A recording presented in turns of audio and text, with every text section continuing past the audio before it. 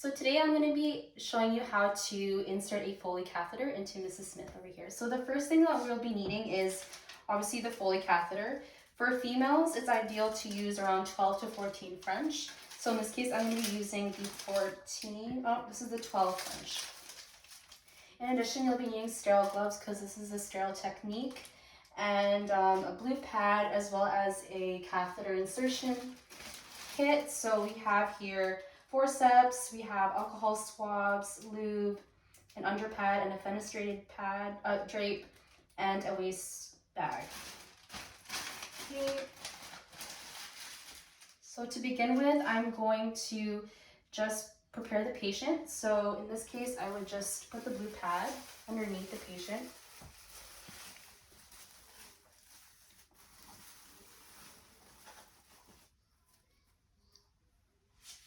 Of course, I need to do hand hygiene. And I also have, I didn't mention, I also have a urine bag here that we're going to place at the bed frame, not the bed railing. And from there, we can just place it here and ask the patient to keep it still on their feet to keep the tip sterile, if I can do that. Okay. Once that's prepared, even before the procedure, if your patient is soiled, it's best to do peri-care before this whole procedure, just to make sure that their perineal area is clean. And then now I'm just going to set up the sterile field.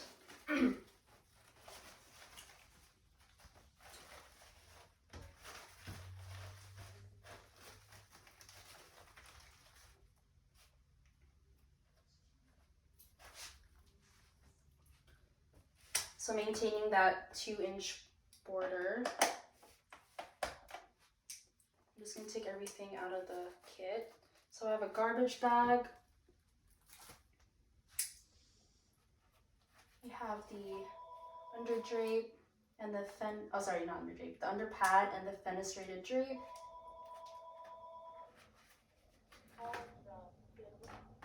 Smooth this. I have my 10cc syringe to fill up the balloon, and we have here alcohol swabs. Just take these all out. And the lube as well. So I'm just maintaining that sterile field. Now I prepared this, I can open up the Foley catheter, pretending that this isn't open already. So it's in a sterile packaging inside, so I'm just going to use my forceps to plop it onto this sterile field. And this can go in the garbage, which I will prepare it now.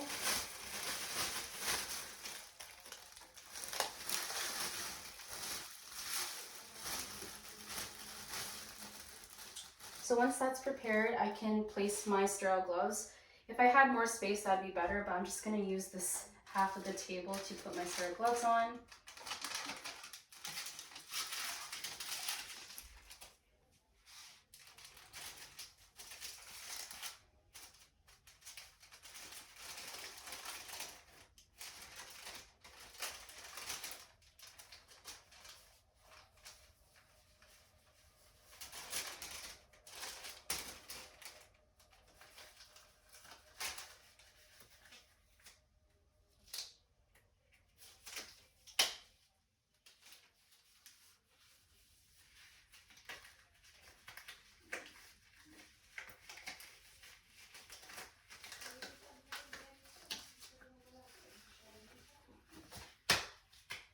So sterile gloves are on. Place this in the garbage. So now I'm going to test out the balloon. By doing this, I'm going to take the 10cc syringe. And we're going to test it depending on the facilities, because sometimes some facilities might not want you to test it out, but in this case I will.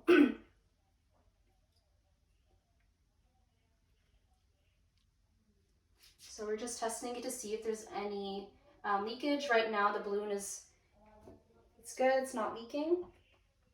So now I'm just going to withdraw the fluid.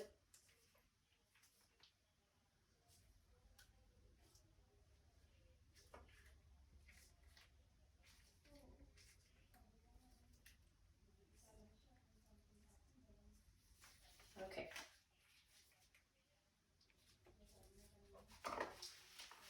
Now I'm going to place the drape, the under pad underneath the patient. So to maintain sterility, I'm just going to fold the pad over my hand so it doesn't get contaminated by the patient's legs. Okay, Mrs. Smith, I'm going to insert this underneath, this pad underneath.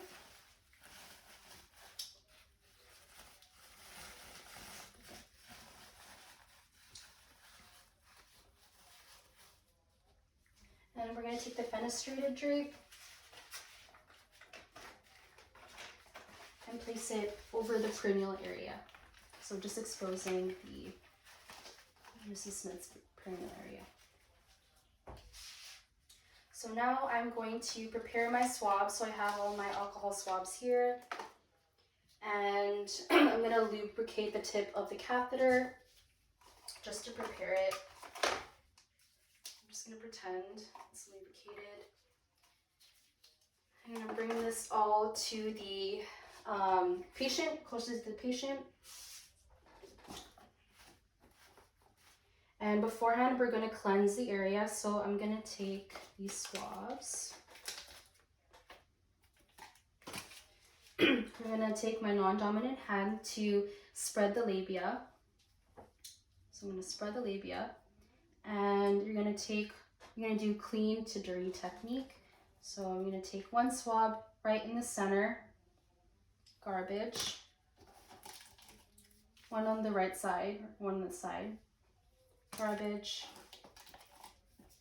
and one on the other side. Right? And depending on if the patient might have like signs of infection or whatnot, you can bring more swabs to the bedside to clean it properly. But in this case, Mrs. Smith doesn't really need to, so I just did 3. And now I'm going to take my catheter. And beforehand, you're just going to encourage the patient to take deep breaths as I insert the catheter inside. Okay, Mrs. Smith, I'm going to insert the catheter in you. I want you to take nice deep breaths as I insert it. And let me know if there's any pain. So I'm going to insert it right now. Ideally, you want to insert around 5 to 7.5 centimeters. Just pretend that's around that measurement. And until you see urine coming out, you want to advance 2 centimeters. So just advance it about 2 centimeters. Once that's there, I'm going to take, I'm going to remove my non-dominant hand. I'm going to take my sterile hand and inflate the balloon with the 10 cc.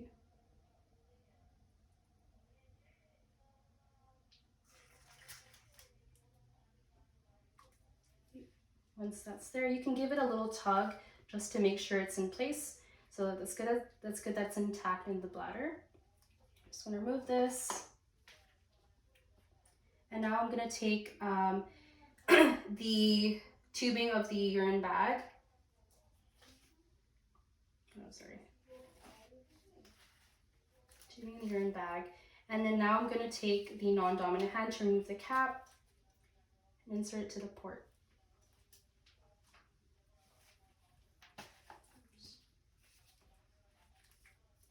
And from here, you can tape the tubing to the leg of the patient. So I'm just going to use tape for this. And if needed, you can attach the tubing to a pin on the bed. And yeah, so now we can clean up. I can rip this fenestrated drape.